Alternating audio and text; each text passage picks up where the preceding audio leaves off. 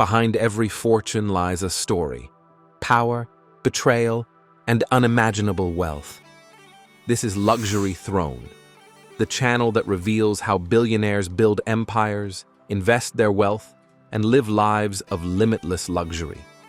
And today, we sail into a world most people will never even see through a telescope.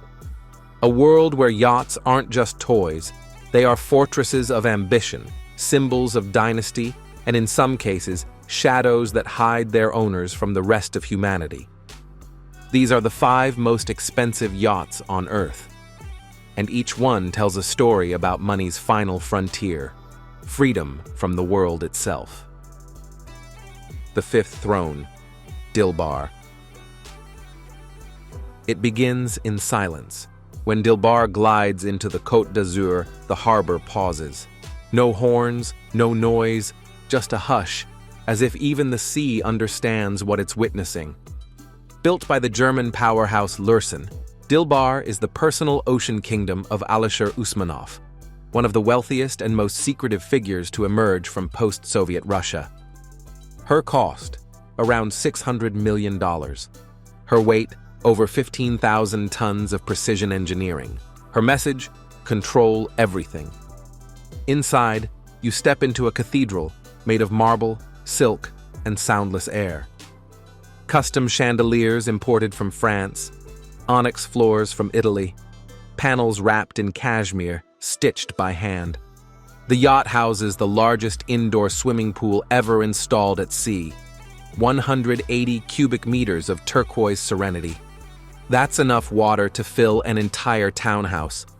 She carries more than 100 crew members, from Michelin-trained chefs to a fragrance specialist who changes each deck's scent according to the time of day. Morning smells like cedar. Sunset smells like rose and salt. Every system on Dilbar is tuned to perfection. Oxygen flow, cabin temperature, the softness of light on marble. When she sails, you don't hear the engines. You hear the ocean breathe. Dilbar is not transportation. She's transcendence. A billionaire's answer to the question, what does peace sound like when money buys silence itself? The 4th throne, Azam. If Dilbar whispers power, Azam shouts it across the horizon. Commissioned by the royal family of the United Arab Emirates, Azam is an engineering miracle disguised as a royal statement. Cost, around $605 million. Length, 590 feet. Nearly 2 football fields end to end. She's powered by 94,000 horsepower, delivered by twin gas turbines and twin diesel engines. At full throttle, Azam reaches over 30 knots, faster than most military destroyers. Inside, designer Christophe Leoni fused European grandeur with Arabic poetry. Gilded walls shimmer beneath soft amber light. The carpets are woven from silk and cashmere. The motifs trace verses from ancient calligraphy that speak of destiny and endurance. But what truly defines Azam is her obsession with perfection. Every inch is symmetrical, every sound dampened. You can set a champagne glass on the dining table while the yacht races through the sea. Not a ripple will touch it.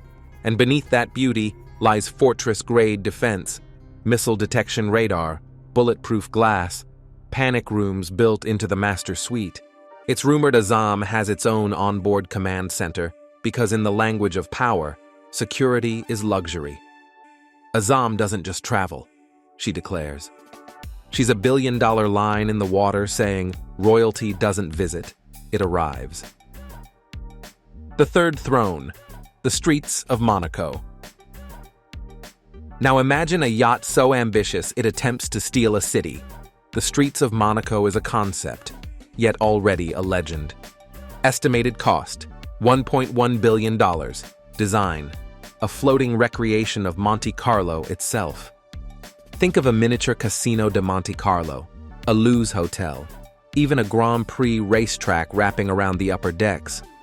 There's a waterfall tumbling from the casino roof into a central lagoon, while miniature palm trees sway over the poolside cafe. The owner's penthouse spans 15,000 square feet, complete with a private elevator, gym, and spa larger than most boutique hotels. Inside, the conceptual plans are underwater lounges, botanical gardens, and even a miniature observatory built into the bow. It hasn't been built yet, but investors are quietly circling. Reports suggest several Gulf and Asian billionaires are exploring the idea of turning the Monaco concept into the first sovereign floating micronation, a place with its own postal code, power grid, and security fleet. Because when your fortune surpasses nations, owning land becomes old-fashioned. Owning water is the new frontier. The second throne, Eclipse. The name alone inspires unease.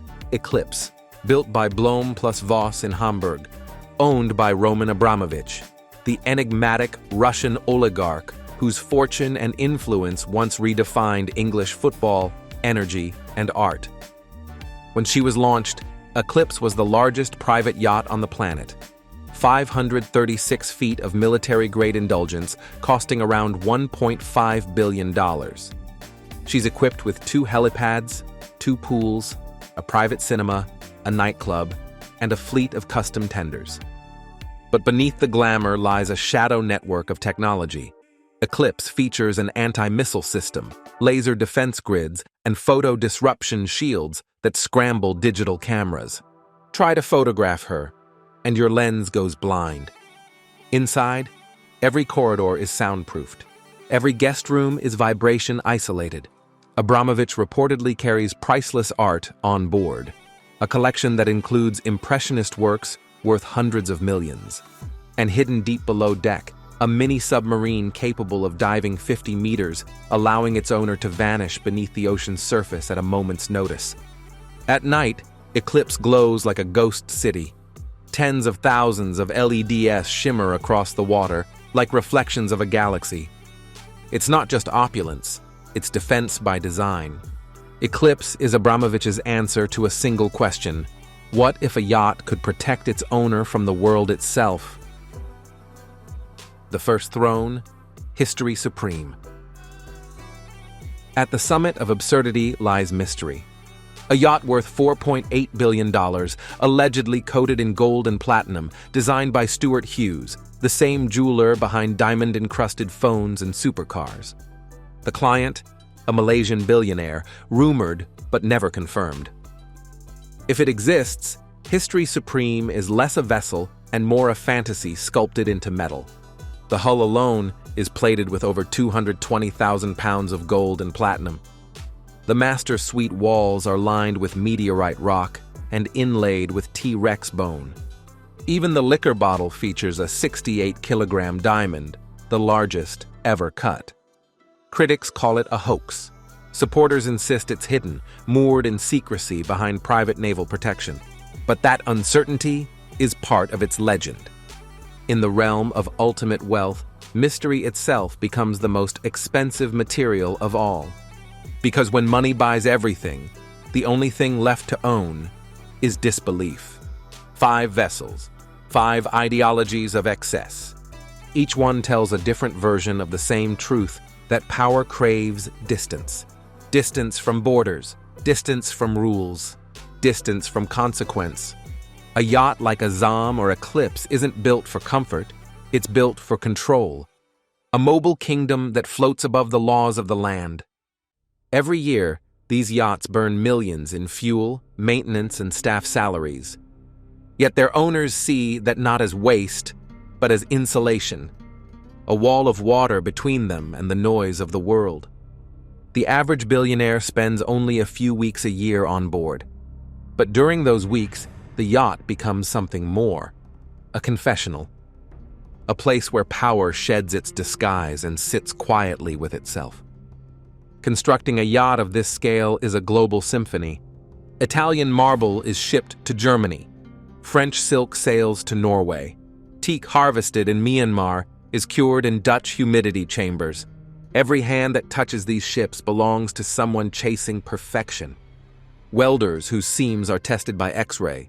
Painters who spray 20 layers of lacquer, each thinner than a strand of hair. Electricians who weave kilometers of hidden cable. so the lights seem to glow from nowhere. A single mistake, a vibration, a squeak, a ripple, and a billionaire's serenity is broken. That's why building these vessels isn't just a job. It's a calling to create something that never blinks, never falters, never stops whispering luxury. Here's the paradox of limitless wealth. The higher you rise, the less of the world you see. On land, billionaires are surrounded. Cameras, advisors, rivals. At sea, they are gods. Every yacht represents a fantasy of escape from politics, from noise, from mortality itself. But ask any crew member, and they'll tell you the truth.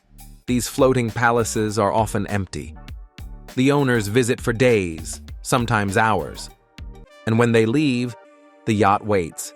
Silent, immaculate, like a ghost ship built for someone who's never coming home. Because what they're really chasing isn't leisure, it's absence. To be so rich that the world can't find you anymore. That's what a $4 billion yacht buys. Not space, not comfort, but invisibility. The next generation of superyachts won't be built only for luxury. They'll be built for ideology.